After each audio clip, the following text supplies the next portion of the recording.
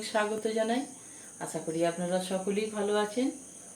আমার আজকের রেসিপি আলুর চিপস বা পটেটো চিপস। এই আলুর চিপস বানানোর জন্য আমি এখানে 4টে আলু নিয়ে নিয়েছি। আলুগুলো একটু সাইজে লম্বা মতো নিয়ে নিয়েছি, দেখতে পাচ্ছেন।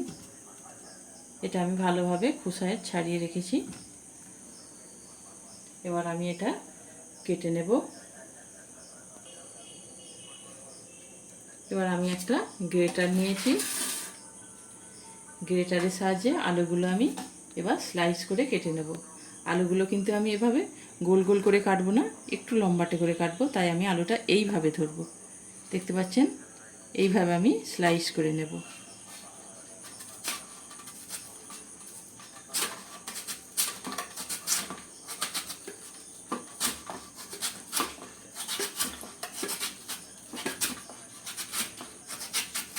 দেখতে পাচ্ছেন বন্ধুরা, আলুগুলো আমি স্লাইস করে কেটে নিয়েছি, দেখতে পাচ্ছেন।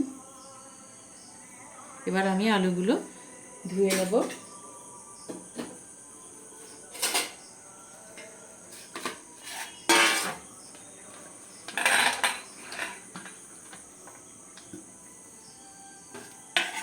দেখতে পাচ্ছেন বন্ধুরা, আলুটা আমি জলের মধ্যে নিয়ে নিয়েছি। এই জলটা আমি 7 থেকে 8 বার চেঞ্জ করে করে আলুটা ভালোভাবে ধুয়ে নেব, যাতে এর মধ্যে কোনো স্টার্চ না থাকে। দেখতে পাচ্ছেন বন্ধুরা, আলুটা আমি 7 থেকে 8 বার জল চেঞ্জ করে করে ধুয়ে নিয়েছি। জলটা কত পরিষ্কার তা আপনারা দেখতেই পাচ্ছেন। এবার আমি এটা আলুটা জল থেকে ছেঁকে নেব। তার জন্য আমি একটা এখানে ছাঁকুনি ব্যবহার করছি।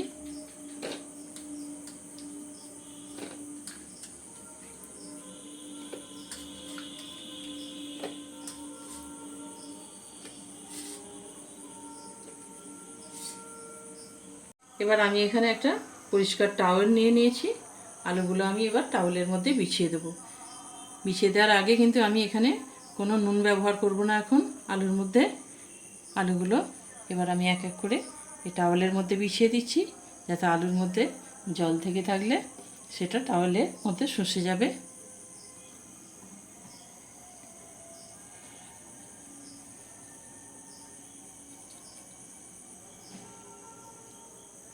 দেখতে পাচ্ছেন বন্ধুরা, আলুগুলো আমি টাওয়েলের মধ্যে বিছিয়ে দিয়েছি। এবার এরকম আমি একটা টিস্যু পেপার নিয়ে নিয়েছি।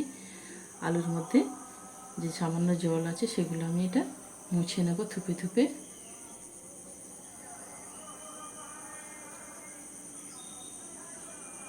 এবার বন্ধুরা, আলুটা আমি ফ্যানের তলায় আধা ঘন্টা রেখে দেব, যাতে আলুটা একটু সরসরে মতো হয়ে যায়, ওর মধ্যে কোনো জল না থাকে। বন্ধুরা, চিপসগুলো এবার আমার ভাজার জন্য একদম রেডি হয়ে গেছে। এবার আমি ওভেনে একটা কড়াই চাপিয়ে তার মধ্যে আমি পরিমাণ মতো তেল দিয়ে দিয়েছিলাম। তেলটা আমি মিডিয়াম করে গরম করে নেব।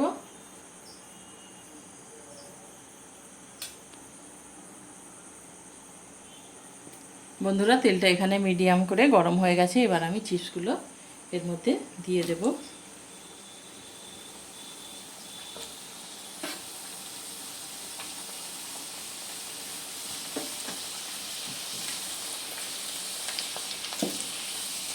হালকা হাতে আমি একটু নেড়ে ছেড়ে দিচ্ছি। দেখতে পাচ্ছেন তেলের মধ্যে থেকে বাবল সৃষ্টি হয়েছে। খুব হালকা হাতে এভাবে উল্টে পাল্টে দিতে হবে, যাতে ভেঙে না যায়।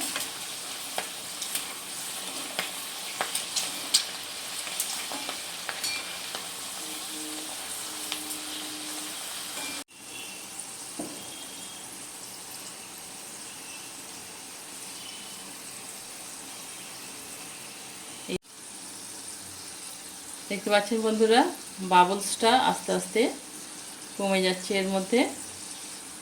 আর চিপসটাও মোটামুটি ভাজা হয়ে এসেছে। আস্তে আস্তে এর মধ্যে কালারটাও চেঞ্জ হয়ে আসছে।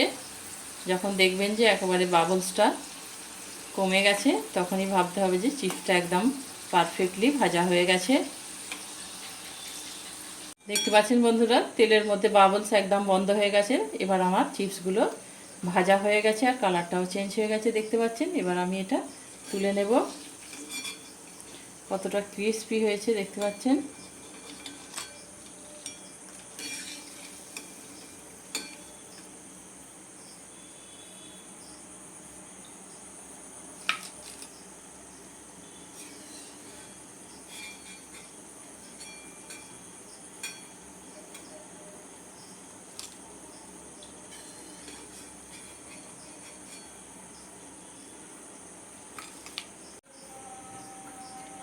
বাকি চিপসগুলোও আমি ঠিক একই প্রসেসে ভেজে নিচ্ছি।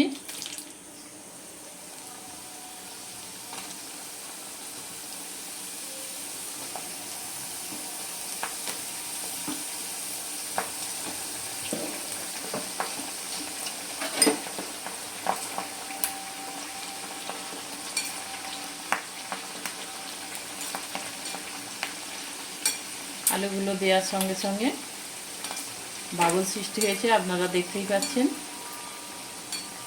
খুব হালকা হাতে এগুলো নেড়ে ছেড়ে দিতে হবে।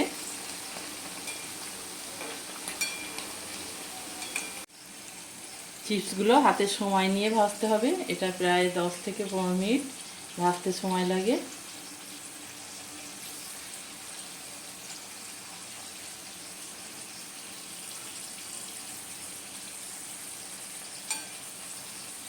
দেখতে পাচ্ছেন বন্ধুরা, এগুলো আমার ক্রিস্পি করে ভাজা হয়ে গেছে। এবার আমি এগুলো তেল থেকে উঠিয়ে নেব।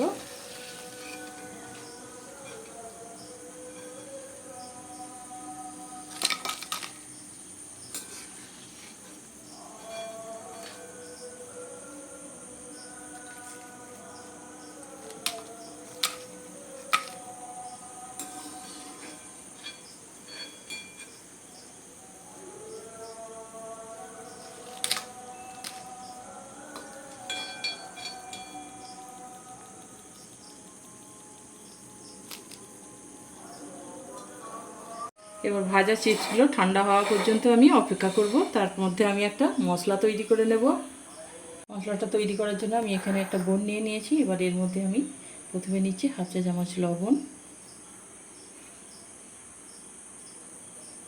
আর হাফ চা চামচ বিট লবণ,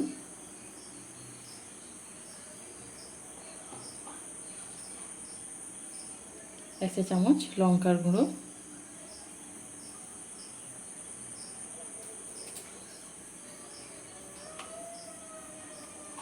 আর দিয়ে দিচ্ছি এক চা চামচ চাট মশলা,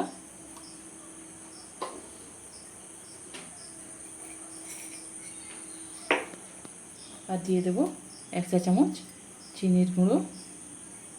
এটা ভালোভাবে আমি মিক্স করে নেব।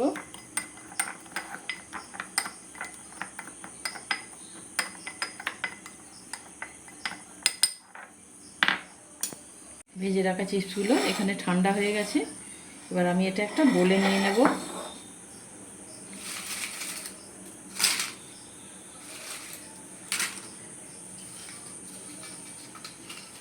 গরম অবস্থায় আপনারা মশলাটা মাখাতে যাবেন না, তাহলে এর মধ্যে থেকে জল বেরিয়ে আসবে বা নরম হয়ে যাবে। এবার আমি এর মধ্যে মশলাটা মিশিয়ে নিচ্ছি। এবার এটা ঠিক এইভাবে আমি ঝাঁকিয়ে ঝাঁকিয়ে মশলাটা এর মধ্যে মিশিয়ে নেব ভালোভাবে। কতটা ক্রিস্পি হয়েছে আপনারা তা আওয়াজ শুনেই বুঝতে পারছেন।